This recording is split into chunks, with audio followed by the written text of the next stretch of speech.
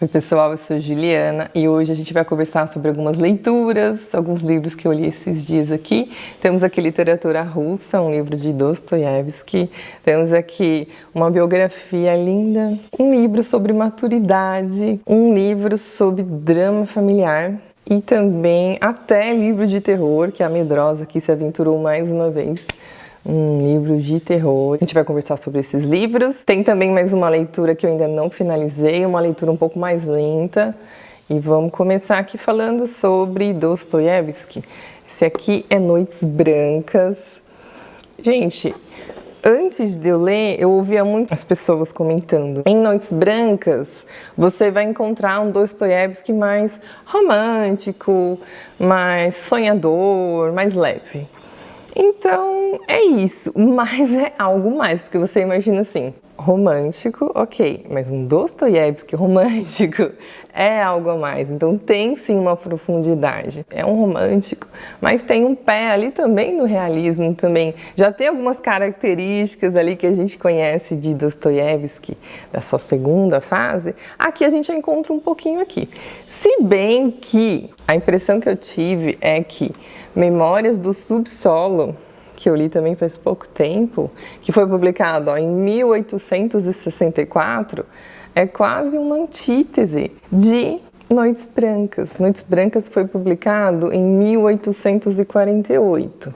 Lembrando que em 1849, Dostoiévski foi preso e mandado para o exílio na Sibéria, onde ficou ali por muitos anos. Então, depois nós vamos conhecer aqui uma segunda fase, a fase mais conhecida do autor. Então, realmente, aqui nós temos um Dostoiévski mais leve, mas é tão lindo, é um leve tão lindo, não tem nada de bobo.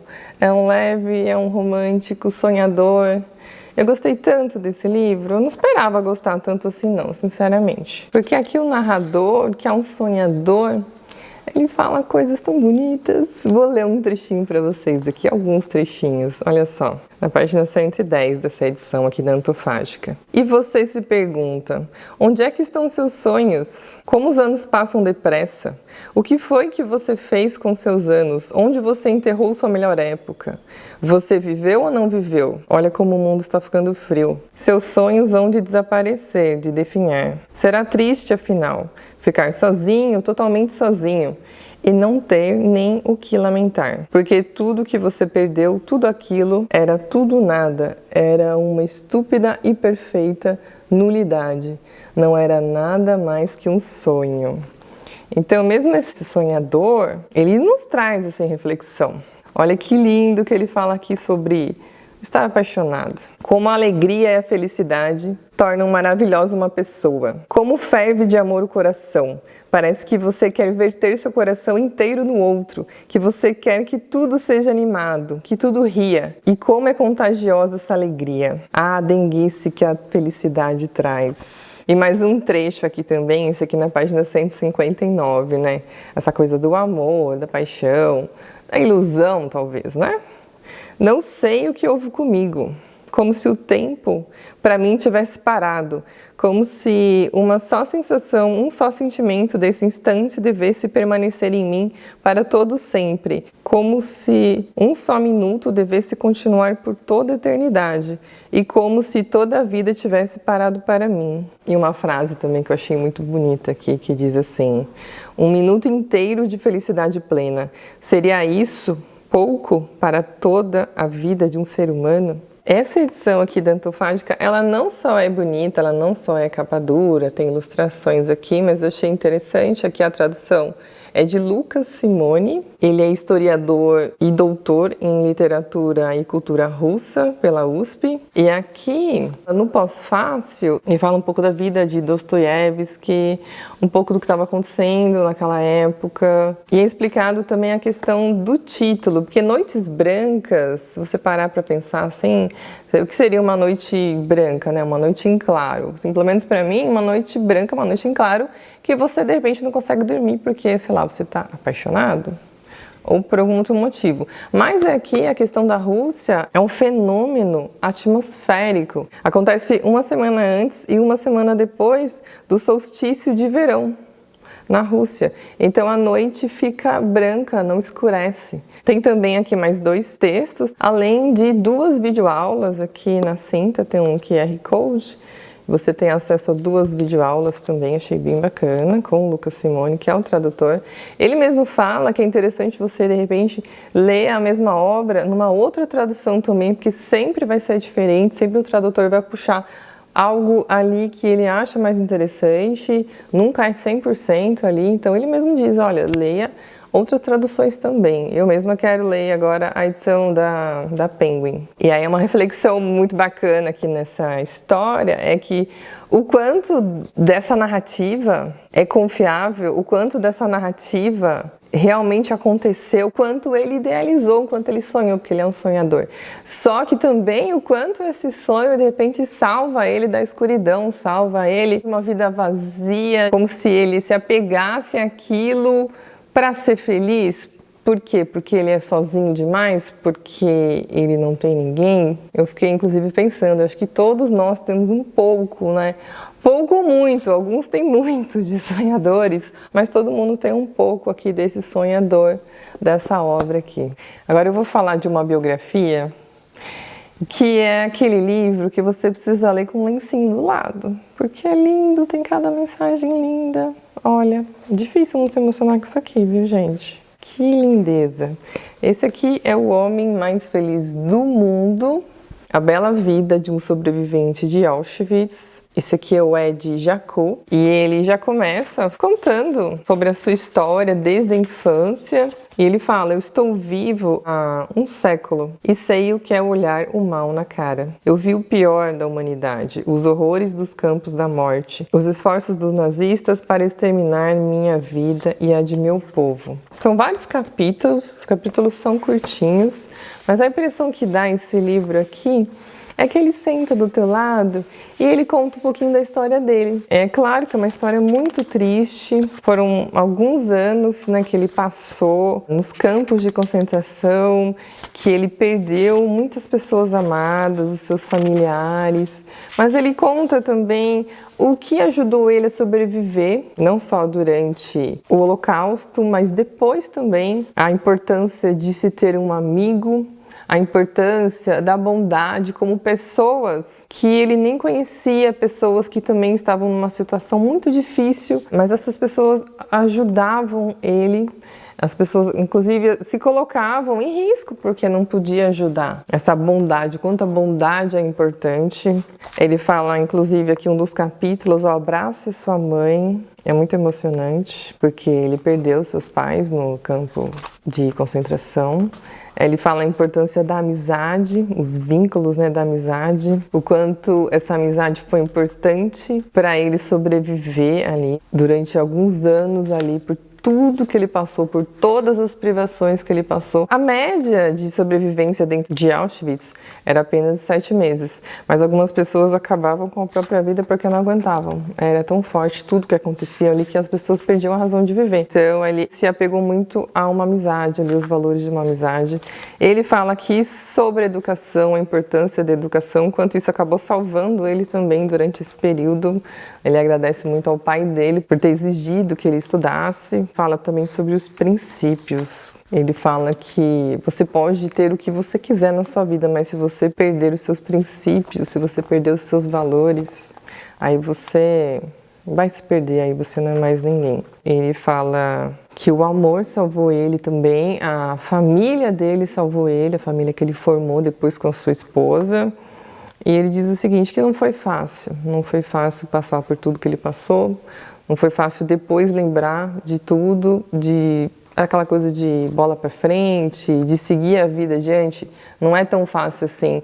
Principalmente uma pessoa que passa ali por coisas tão fortes ali que aconteceram. E ele fala, olha, a felicidade não cai do céu, ela está em suas mãos. A felicidade vem de dentro de você e das pessoas que você ama. E se você é saudável e feliz, você é um milionário. Então é um livro assim que ele vai contar a história de um sobrevivente do Holocausto. E ele diz aqui a importância disso, porque ele ficou muitos e muitos anos sem contar nada, inclusive para os seus filhos. Ele não queria passar esse sofrimento para os filhos dele, mas que chegou um determinado momento que ele falou, não, eu sobrevivi, eu preciso contar essa história, eu preciso contar o que aconteceu, eu tenho responsabilidade sobre isso, eu preciso contar essa história para as pessoas saberem sobre o perigo do ódio, o que o ódio pode fazer na vida das pessoas, transformar a vida das pessoas. E ele fala muito sobre a família, que é o orgulho dele, que é o maior feito da vida dele, é a família dele, que a bondade é a maior das riquezas,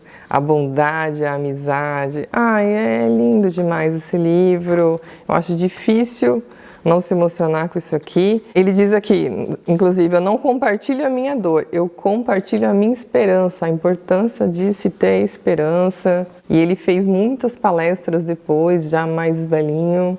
Tem inclusive uma palestra no YouTube onde ele falou, foi o TED Talks, acho que de Sydney. Eu vou procurar essa palestra e vou deixar aqui na descrição do vídeo essa palestra dele. Ele faleceu com 101 anos, mas ele deixou essa mensagem para o mundo. É lindo, gente. E é uma leitura fácil, mesmo para quem não tem o hábito de ler, eu acho que vai querer ler isso aqui sim. Eu finalizei um livro aqui também, com a maturidade, fica assim mais jovem. Esse livro de Hermann Hesse, esse livro aqui são textos curtinhos que foram produzidos ao longo de 4 décadas. Então aqui, Hermann Hesse, ele começou esses textos, ele tinha 43 anos, e ele viveu até mais de 80 anos de idade. Então, são vários textos curtinhos falando sobre a brevidade da vida, a beleza de se envelhecer. Eu li bem devagarzinho, eu lia poucas páginas por dia. Olha só, um trechinho aqui. Aqui no Jardim dos Velhos brotam muitas folhas que outrora nunca nos preocupamos em cuidar. Há, por exemplo, as flores da paciência, uma erva nobre que nos torna mais tranquilos e indulgentes. E quanto menores os nossos anseios por ação e participação, maior nossa capacidade de ver e ouvir a natureza e o próximo. Então são reflexões sobre a velhice, sobre, inclusive a morte também, mas para o final aqui tem vários textos sobre a morte, mas é muito bonito isso aqui. Envelhecer não é simplesmente enfraquecer e murchar. Como os demais estágios da vida, a velhice tem os próprios valores, tem magia, tristeza e sabedoria própria. Inclusive a questão dos valores, como os valores mudam, como a gente revê as memórias, né, dá importância a essas memórias, essas pessoas que já partiram, que já se foram. Ai, é lindo. Aqui falando sobre questões relevantes da alma, da fé, do sentido da vida, devoção, o que vale a pena, afinal de contas, né? Depois de tantos anos, depois da hora que você chega mais para o final da vida. E o que é capaz de superar o sofrimento e a morte. Qual o sentido, né, de tudo isso? Olha só, tá vendo? São textos, alguns textos são até bem curtinhos, alguns são mais longos, mas é uma delícia. E não tem tantos livros assim falando sobre maturidade, né? Gostei muito. Esse livro aqui é de uma autora contemporânea nacional, Marília Arnaud. Esse é o livro, é O Pássaro Secreto. Ele foi publicado, deixa eu ver, em 2021. E nesse mesmo ano ele foi vencedor do Prêmio Kindle. Aqui a personagem principal é a Aglaia. Nós vamos acompanhar ela aqui muito nova, um pouco o final da sua infância, um pouco da sua adolescência, também a vida adulta. E os capítulos eles intercalam ali por algum motivo que você vai entender mais no final do livro. Aqui nós temos questões familiares. Nós temos aqui também uma personagem com transtornos mentais. É um drama familiar, é pesado, mas ao mesmo tempo também é muito lírico, até poético. É interessante aqui que a Aglaia, ela gosta muito de literatura e ela diz inclusive assim, ó, ler era uma experiência intensa, quase mística. Os livros acendiam clarões dentro de mim. Romances lidos a partir dos 10, 11 anos, especialmente os de Jane Austen e das irmãs Brontë, formavam a minha consciência, guiaram-me por caminhos sem fronteiras à descoberta do mundo. A Aglaia, ela se questiona muito sobre ela, sobre o que acontece à volta dela, a família dela. Olha só, na página 32. Indagava minha mãe o que havia de anormal no fato de as pessoas, independente da idade, ficarem tristes de vez em quando. E ela gritava: mas você tem só 10 anos de idade, Aglaia. Bem lá no fundo eu sabia que aquela estranheza sem nome era algo muito mais complexo que tristeza. Ela vai chamar esse algo a mais de a coisa. Então a coisa acompanha ela aqui na história toda. Tem momentos que ela consegue abafar mais essa coisa dentro dela. Alguns momentos essa coisa explode com mais intensidade, ela não tem controle sobre essa coisa. Ela conta aqui que já aos 10 anos ela começou a frequentar o consultório da psiquiatra, da doutora Ana Augusta. Porque a vida dela, como ela é muito jovem ainda, vamos entender o seguinte, a vida dela é a família dela. São os pais, os irmãos, e tem também um outro personagem ali também próximo, que é muito importante para ela. Então esse é o mundo dela. Ela é muito jovem ainda, então esse é o mundo dela. E de repente vai acontecer algo aqui na história que é como o mundo dela desabasse. Ela perdesse a referência, ela não conseguisse entender mais, mas como assim, sabe? Então isso vai trazer um sofrimento muito intenso para ela, que ela não consegue lidar com isso. Ela fala aqui na página 59. O pouco que ela sabe sobre a vida, né, tá ali ainda na família dela, e o que ela sabe sobre o casamento. O pouco que sei sobre o casamento vem da beleza e do horror do relacionamento dos meus pais. Dizem que as pessoas se casam e fazem filhos em nome do amor.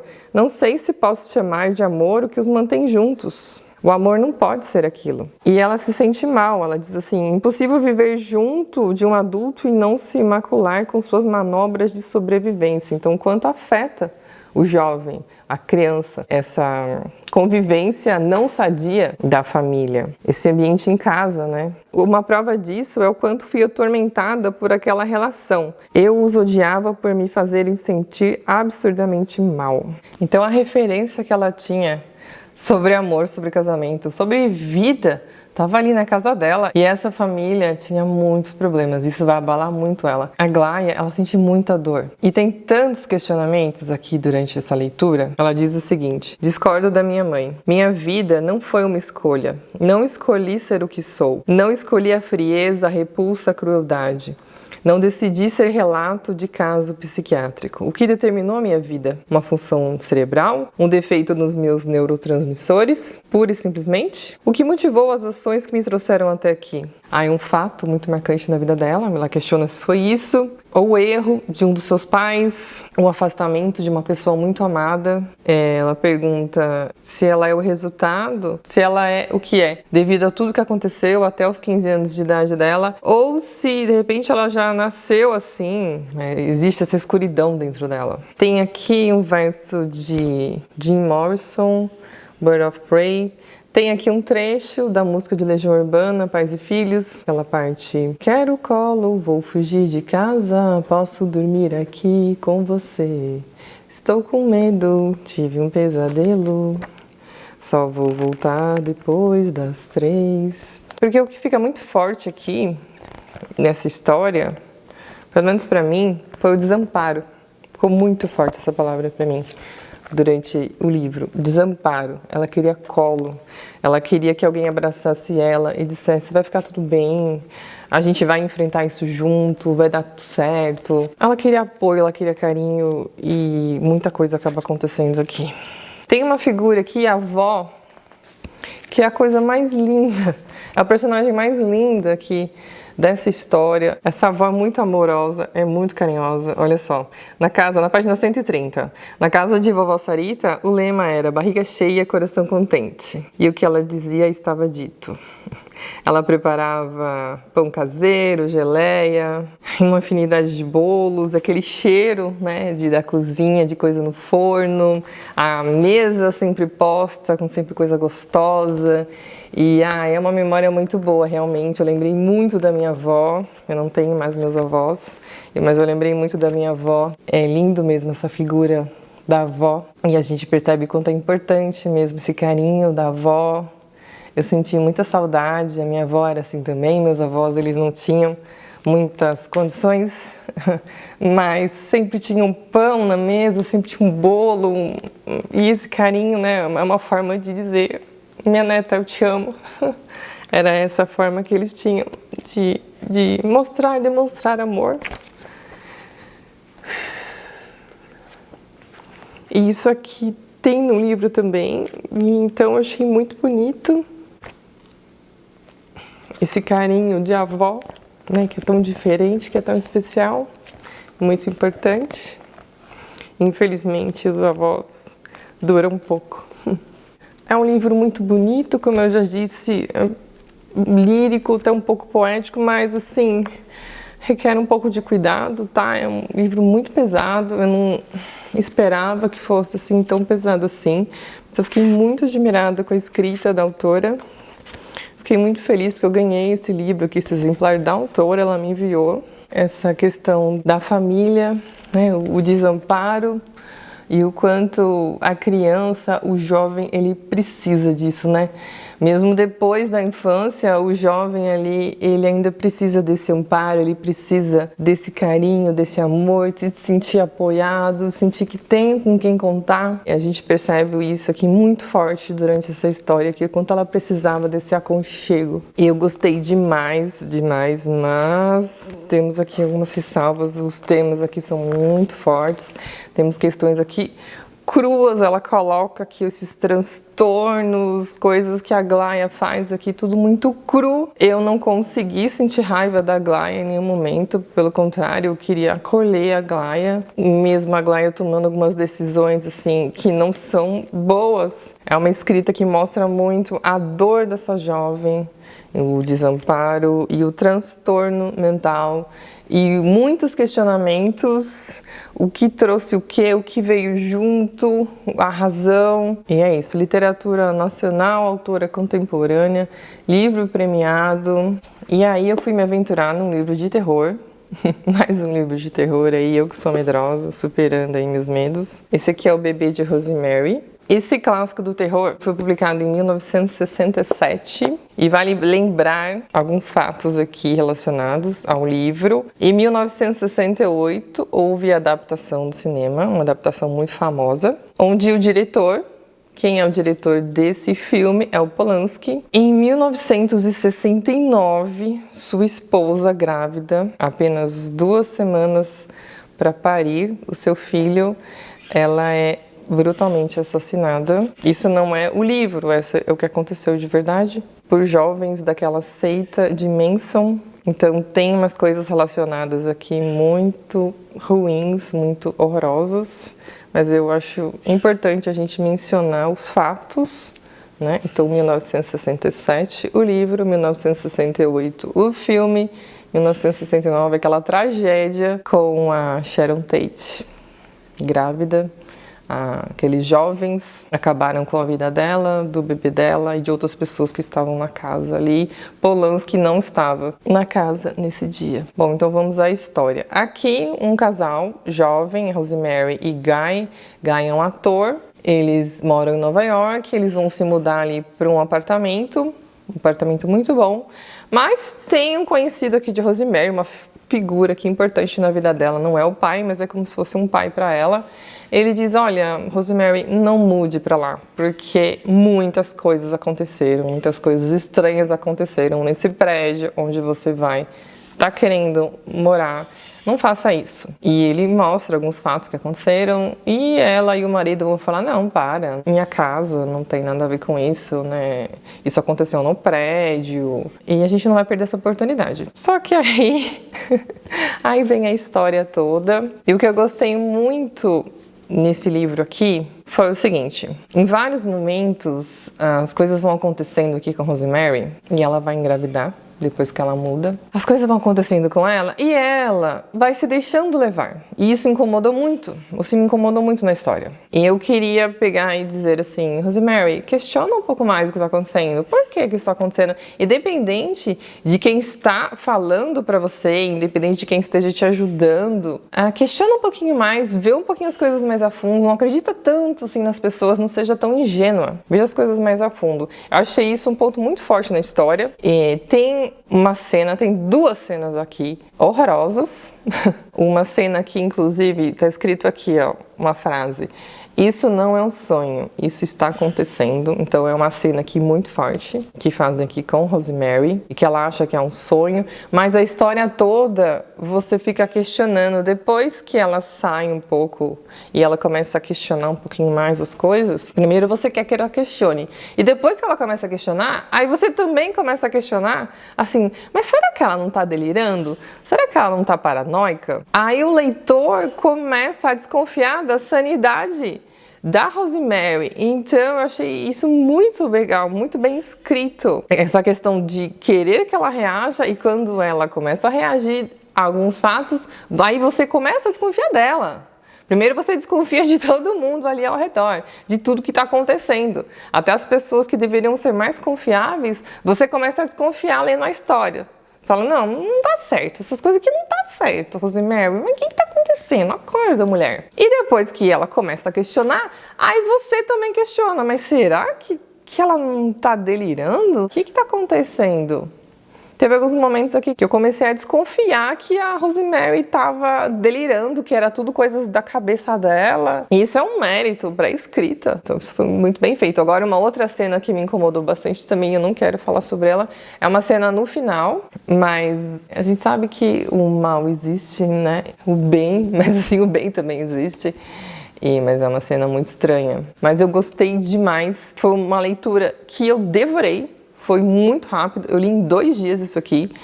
Eu não conseguia parar de ler, porque eu queria saber o que ia acontecer, o que era fato, o que era da cabeça de Rosemary. E não é possível, algumas coisas aqui, sabe? É aquele livro viciante. É viciante. Eu sou super medrosa, mas eu não fiquei com medo em nenhum momento. É claro que tem coisas aqui que eu não quero nem falar, não gosto, não quero saber.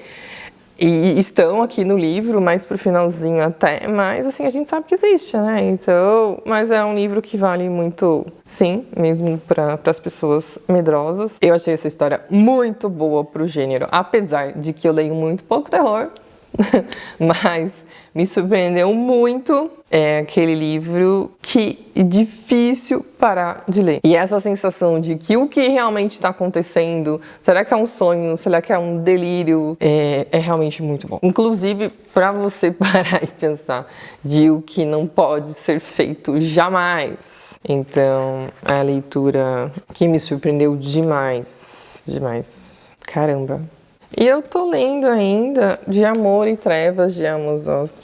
Gente, eu não sei o que tá acontecendo, eu tô na página 139 ainda. Esse livro é uma autobiografia, só que eu não sei, ele tá demorando muito mais tempo pra eu ler. Já era pra ter terminado já, e eu não tô nem na metade ainda. Eu não sei, é uma leitura acho que vai ser mais lenta aqui pra mim, porque aqui são muitos acontecimentos e é uma história não linear. Ele conta que as histórias, ele tá na infância dele, de repente ele já vai para uma fase adulta, aí na mesma página ele volta para a história dos avós, depois ele vai para a história do tio. Então eu ainda tô me adaptando à escrita. E não quer dizer que eu não esteja gostando, eu tô gostando sim, já marquei várias coisas aqui, mas eu tô tendo uma certa dificuldade com esse livro por conta disso, da não linearidade. Mas eu gosto de livros assim, não lineares, uma narrativa não linear. Mas eu tô encontrando um pouco de dificuldade, sim. Eu acho, assim, que agora a coisa vai. Eu acho que agora eu já tô me acostumando aqui com esse monte de personagem aqui que ele está apresentando, com tudo que está acontecendo, os fatos históricos. Estou entendendo mais aqui, porque é um contexto histórico rico. Vamos ver, porque se eu continuar nesse ritmo aqui, eu vou demorar o quê? Eu vou demorar 3 meses para ler esse livro aqui, acho que até mais. E eu não esperava demorar tanto tempo assim. Mas é assim, leitura é assim, né? Alguns livros demandam mais tempo, uns livros você lê em 2 dias, outros livros você lê em 3 meses. E cada um tem as suas próprias características, e essa é a riqueza da leitura. Bom, pessoal, essas foram as minhas leituras. Livros bem diferentes, né? Eu achei, assim, um livro bem uma saladona aqui, né? Faltou o quê aqui? Faltou uma literatura infantil, faltou... umas leituras bem diferentes aqui entre si. Mas eu gostei bastante. E eu queria confessar pra vocês que eu estava com saudade, porque a semana passada eu não postei vídeo, né? Semana passada ficamos sem vídeo no canal, mas tô aqui de volta e continuo aqui todo domingo, nosso encontro, tá bom? Obrigada pela companhia de vocês, um beijo grande e tchau, tchau!